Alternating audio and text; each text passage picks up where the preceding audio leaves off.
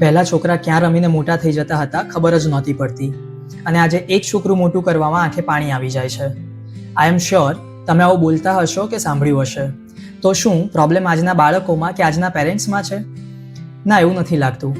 કારણ કે જે કામ 10 થી 12 લોકો ભેગા મળીને કરી રહ્યા હતા, આજે એ જ જવાબદારી તમે ફક્ત 2 જણા નિભાવવા ટ્રાય કરી રહ્યા છો.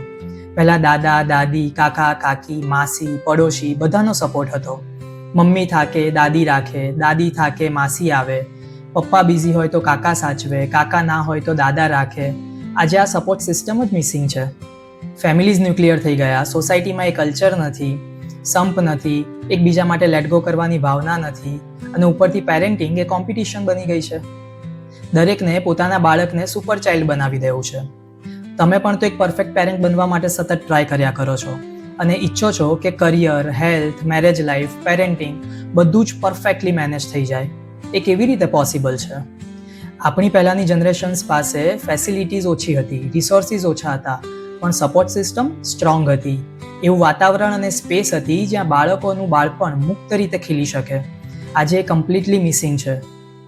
જો તમે પેરેન્ટિંગ પ્રેશર ફીલ કરતા હો તો relax, you are doing really well. કારણ કે હિસ્ટોરિકલી જે જવાબદારી આખા પરિવારની હતી એ અત્યારે ફક્ત 2 જણા નિભાવી રહ્યા છો. તમે ઇન્ડિયામાં હો કે ઇન્ડિયાની બહાર કોઈ પણ કન્ટ્રીમાં, ફક્ત જરૂર એટલી છે કે તમારી આસપાસ એક સ્ટ્રોંગ સપોર્ટ સર્કલ ઊભું કરો. કારણ કે પેરેન્ટિંગ એ 2 જણાનું કામ છે જ નહીં. તમારું શું માનવું છે? આ વિડીયો તમારા ફ્રેન્ડ્સ સાથે શેર કરજો અને ચેનલને ફોલો કરો.